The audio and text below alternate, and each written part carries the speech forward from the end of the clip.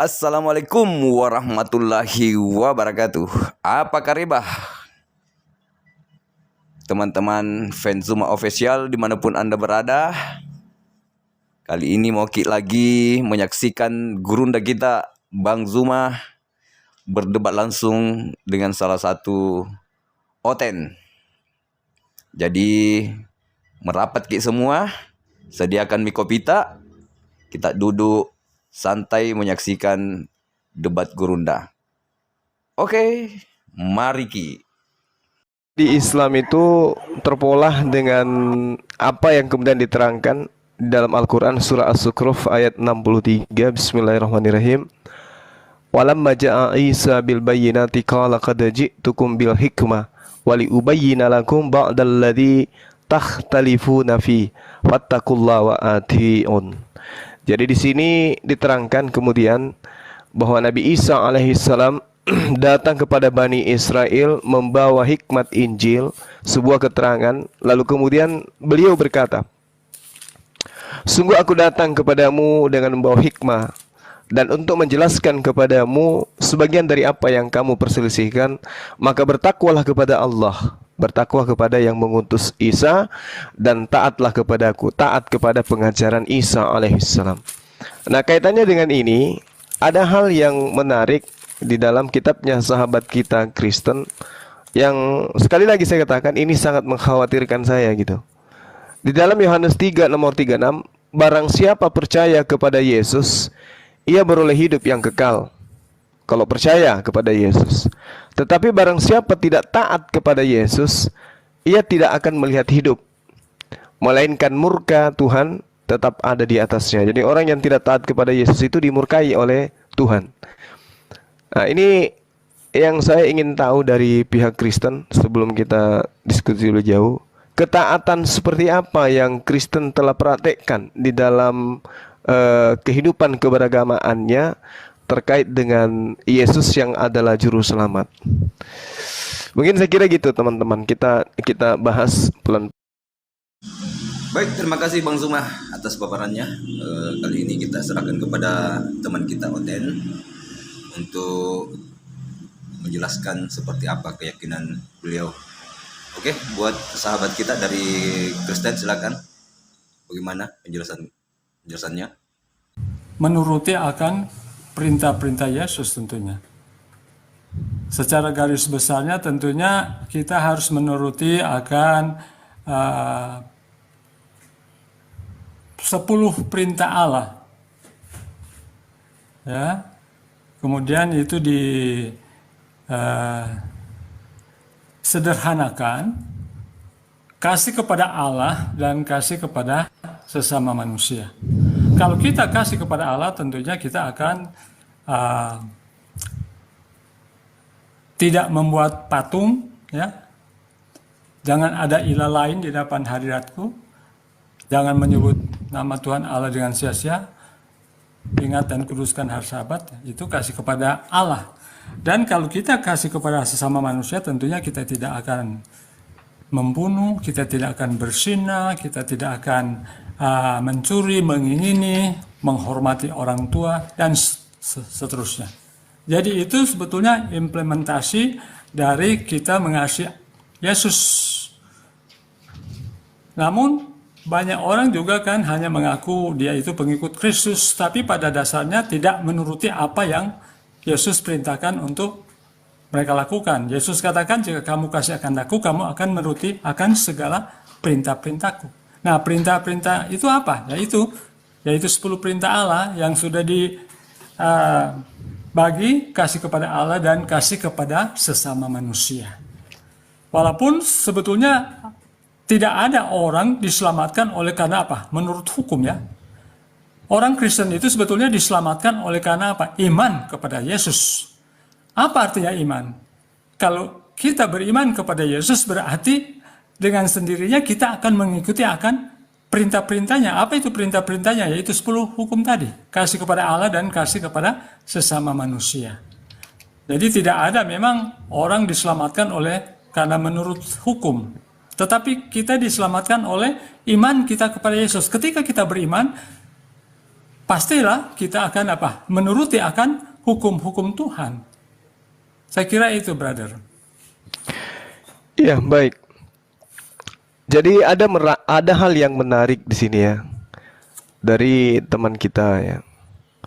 Dijelaskan bahwa ketaatan, kemudian mempercayai Yesus, lalu mengikuti perintah Yesus itu adalah diantaranya kemudian 10 hukum Taurat. Hanya saja sangat disayangkan 10 hukum Taurat itu sudah batal dengan matinya Yesus.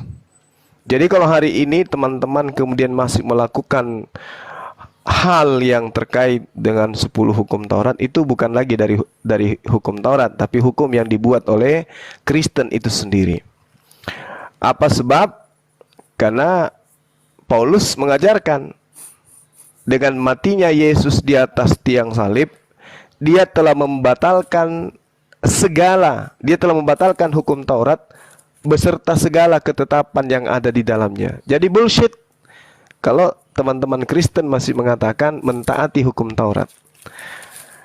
Yang ada sebenarnya adalah Kristen ini menjalankan sebuah aturan manusia yang iramanya sama seperti perintah Tuhan. Jadi kalau Tuhan yang mengatakan jangan mencuri, itu sudah dibatalkan. Kemudian bikin aturan baru, jangan mencuri. Kalau Tuhan yang ada di dalam kitabnya Nabi Musa mengatakan hormati kedua orang tuamu, itu dibatalin. Kemudian bikin lagi aturan hormati orang tuamu. Jadi apa yang dilakukan oleh teman Kristen hari ini adalah perintah-perintah manusia, bukan lagi perintah Tuhan. Karena perintah Tuhannya sudah dibatalkan. Tapi supaya terlihat bahwa itu perintah Tuhan, maka dibuatlah semirip mungkin. Ini yang ingin saya katakan, bahwasanya apa yang dari Kristen ini yang kemudian mengacu kepada perintah-perintah Yesus, yang taat kepada Yesus, yang bisa membuat teman Kristen ini adalah benar-benar menuju kepada jalan yang lurus. Karena menyembah Yesus itu jelas adalah membuat satu aturan main yang sudah melanggar hukum Taurat, mempertuhankan manusia Yesus. Kemudian menjadikan Yesus sebagai kurban di atas tiang salib, itu juga sudah melanggar semua. Jadi kesimpulannya adalah Kristen itu sebuah agama yang tidak lagi berdasar terhadap perintah Tuhan, tetapi berdasar kepada perintah manusia. Tetapi ada kemiripan antara perintah Tuhan dan perintah manusia yang dibuat belakangan. Saya kira begitu. Ya, saya kira begitu. Jelas sekali. Jangan ada ilah lain. Contoh, jangan ada ilah lain di hadapanku. Kemudian mereka, teman Kristen, membuat ilah bernama Yesus dengan pola apa? Yesus itu adalah ilahnya Abraham, Ishak dan Yakub yang mengambil rupa seperti manusia. Ini adalah cara yang kemudian diambil untuk dimirip-miripkan supaya Yesus itu dianggap adalah Bapa itu sendiri. Ya, ini dasar pertama aja sudah dilanggar begitu jauh. Karena adanya Yesus di sana yang kemudian menjadi sembahan bagi teman-teman Kristen. Yang konon ceritanya adalah Tuhannya Bani Israel yang datang dalam rupa manusia. Ini sudah salah langkah terlalu jauh ini. Silakan. Baik, dari teman pihak Kristen silakan. Saya kira pandangan Anda itu justru keliru, ya. Jadi Paulus tidak pernah membatalkan hukum Taurat. Jadi kita mungkin harus pahami dulu apa sebetulnya itu hukum Taurat, ya. Jadi berbicara tentang hukum Taurat sebetulnya ada 3 bagian, ya. Hukum Taurat itu, yaitu pertama adalah hukum sipil. Hukum sipil ini yaitu mengatur banyak tentang berhubungan dengan adat istiadat Israel, ya, hukum yang berhubungan dengan kesehatan, kebersihan, penyakit dan lain-lain. Kemudian ada juga hukum upacara. Ini adalah hukum Ka'bah, mengatur upacara agama bangsa Israel yang menunjuk kepada sebetulnya itu Mesias, ya, itu Yesus Kristus. Dan hukum moral itu yang masih berlaku. Tapi kalau hukum upacara, sebagian hukum sipil itu bagi orang Israel itu tidak berlaku lagi. Tapi yang berlaku itu adalah hukum moral. Itu sebabnya Paulus mengatakan di dalam Roma pasal 3 ayat 31. Jika demikian, adakah kami membatalkan hukum Taurat karena iman? Sama sekali tidak. Sebaliknya kami meneguhkannya. Jadi Paulus tidak pernah membatalkan hukum Taurat. Yang dibatalkan yaitu hukum upacara dan juga hukum-hukum sipil yang tidak berlaku lagi. Itu sebabnya orang Israel saat ini tidak lagi mengorbankan kambing ataupun domba, karena itu sudah digenapi ketika Yesus mati di kayu salib. Jadi berbicara tentang hukum moral, yang 10 hukum itu berlaku, itu kekal itu. Apa sebabnya Yesus katakan langit dan bumi ini akan runtuh, tapi hukumnya tidak akan lenyap. Ya, sebelum langit dan bumi ini runtuh, itu hukumnya itu tidak akan lenyap. Itu sebabnya orang Kristen kalau misalnya hukum itu tidak berlaku, berarti orang Kristen sudah bisa mencuri, sudah bisa membunuh, sudah bisa mengambil milik orang, sudah bisa membuat patung. Tapi faktanya kan tidak. Walaupun ya harus diakui juga ada orang Kristen yang mengakui Kristen tapi ya tidak mengikuti akan hukum-hukum Tuhan. Jadi orang Kristen itu tetap memegang teguh akan 10 perintah Allah, yaitu kasih kepada Allah dan kasih kepada sesama manusia. Kemudian kalau kami menyembah Yesus, ya, ini sudah menyangkut ketuhanan. Kenapa kami harus menyembah Yesus? Karena Yesus itu adalah Tuhan dan Juru Selamat. Itu sebabnya kami orang Kristen menyembah Yesus, karena dia adalah satu-satunya yang bisa menjamin keselamatan hidup yang kekal. Tidak ada satu nabi atau utusan yang bisa memberikan kehidupan yang kekal. Dan yang akan datang juga pada akhir zaman bukan Nabi Musa, bukan Nabi Abraham, tetapi Yesus sendiri yang akan datang. Dia akan membawakan apa? Upah. Itu sebabnya kami orang Kristen, apa salahnya kami menyembah Yesus, karena dia adalah Tuhan dan Juru Selamat. Kan tidak ada masalah, karena dia menjamin kehidupan kekal. Musa itu walaupun dia adalah nabi yang terbesar, Abraham sekalipun dia adalah nabi yang terbesar, tetapi dia tidak bisa menjamin keselamatan. Yang akan datang pada akhir zaman itu bukan Nabi Musa, bukan Nabi Abraham, tetapi Yesus sendiri akan turun dan disertai oleh apa? Malaikat-malaikatnya. Jadi yang akan datang bukan Musa, bukan Ibrahim, bukan nabi-nabi yang lain, Daud, Sulaiman, tetapi Yesus sendiri yang akan turun dan dia akan datang apa? Untuk memberikan upah kehidupan yang kekal. Itu sebabnya kami menyembah Yesus, karena Yesus adalah Tuhan dan Juru Selamat. Saya kira demikian. Baik, terima kasih kepada saudara kita Kristen. Sebelum kita serahkan ke Gurunda Bang Zuma, kita sampaikan dulu kepada teman-teman kita yang menyaksikan debat ini. Ini bukan kalah menang, tapi mudah-mudahan menjadi edukasi buat kita semua. Semoga kita menjadi umat yang beragama, yang patuh dan taat kepada keyakinan kita masing-masing. Oke, kepada Gurunda Bang Zuma, silahkan. Iya, bagus. Baik. Kenapa Musa bukan dia datang? Karena dia nggak pernah disembah oleh manusia. Kenapa Abraham bukan dia yang datang? Karena Abraham nggak pernah disembah manusia. Kenapa nabi-nabi lain bukan mereka yang datang? Karena mereka nggak pernah dituhankan oleh kaumnya. Kenapa Nabi Isa kemudian Yesus yang datang? Ya karena dia harus datang meluruskan, untuk menyadarkan orang-orang, aku bukan Tuhan. Itu tujuan kedatangannya. Bukan datang untuk menyelamatkan yang menuhankan, tidak. Apa bukti dari pernyataan saya ini? Yohanes 12:48.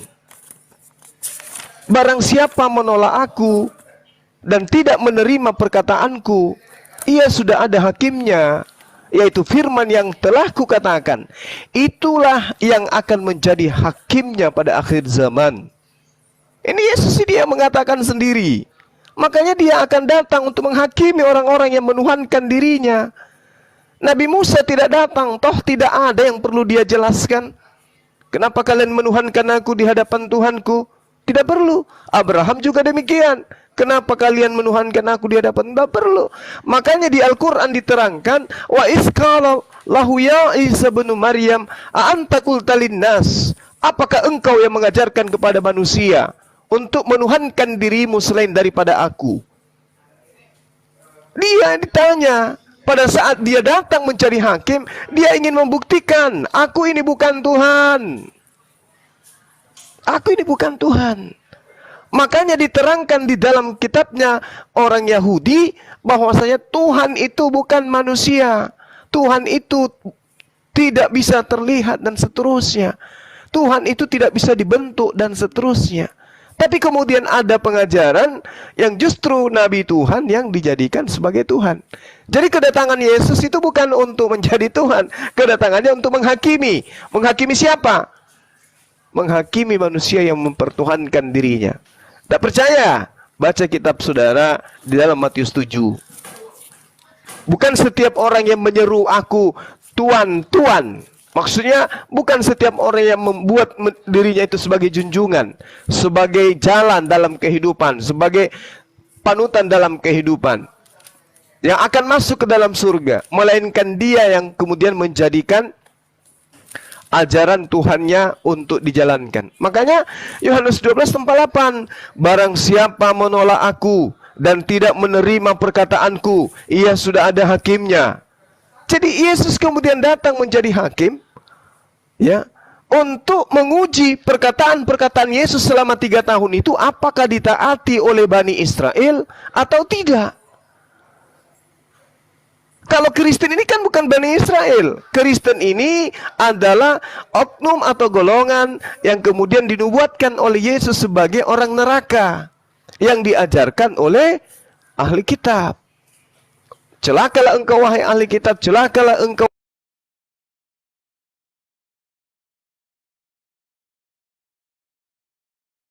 orang Farisi, orang munafik, engkau menjelajahi daratan, menyeberangi lautan, mentobatkan orang masuk ke agamamu, menjadi orang neraka dan 2 kali lebih jahat. Nah, orang Farisi mendirikan agama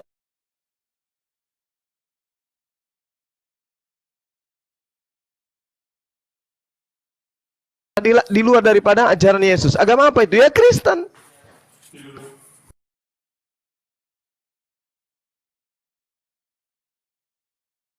Sedangkan yang menyembah Yesus itu jelas bukan dari Bani Israel,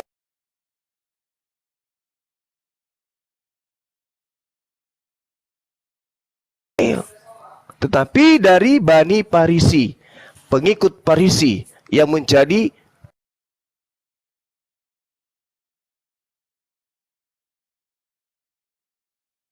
pentuhan Yesus. Jadi sekali lagi, Yesus datang jangan dibanggakan, karena Yesus datang justru menghakimi Kristen. Barang siapa menolak aku dan tidak menerima perkataanku, ia sudah ada hakimnya, yaitu firman yang telah kukatakan. Firman itulah yang akan menjadi hakimnya pada akhir zaman. Perkataan Yesus itulah yang akan menjadi hakim. Pada saat Anda ditanya, siapa yang mengajarkan engkau menuhankan diri?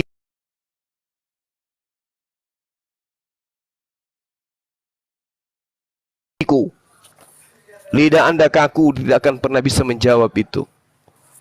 Silakan. Baik, terima kasih Bang Suma. Kita lanjut dari pihak Kristen. Silakan Bapak menjelaskan seperti apa penjelasan Bapak.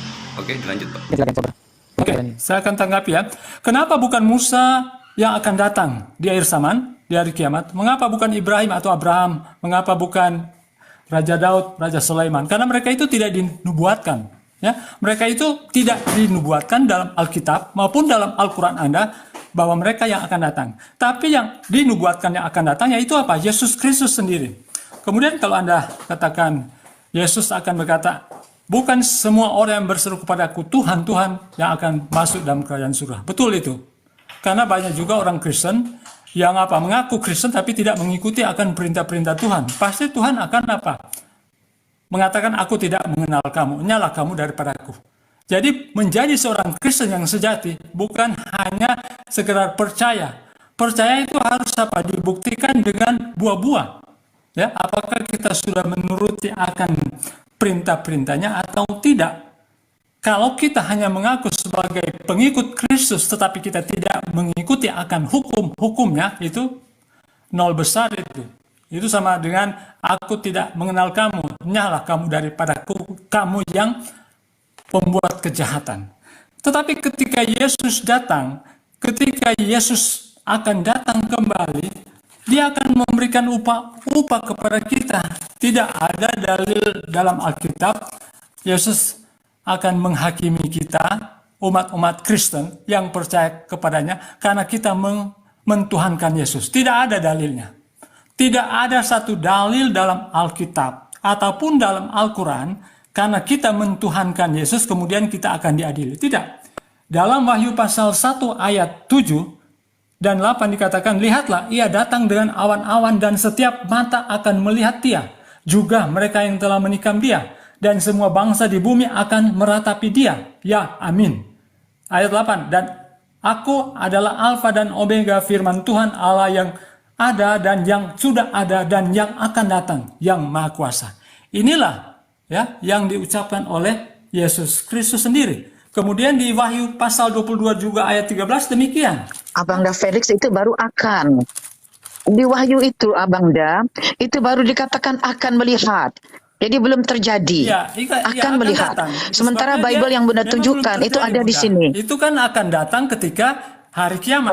Ketika belum dia terjadi, akan datang abangku. untuk menghakimi dunia ini. Sekaligus juga dia Oke, baik teman-teman. Itulah debat singkat tadi telah kita dengarkan. Mudah-mudahan semua saribatang maluk beriku bisa menyimak dengan baik dan bisa membuat kita lebih yakin bahwa sesungguhnya Yesus benar-benar adalah utusan Allah, bukan Allah itu sendiri atau bukan Tuhan itu sendiri. Terima kasih banyak sudah menyaksikan channel Fenzuma Official dan saksikan lagi di video-video selanjutnya. Oke, dan kita akhiri dengan ucapan wassalamualaikum warahmatullahi wabarakatuh.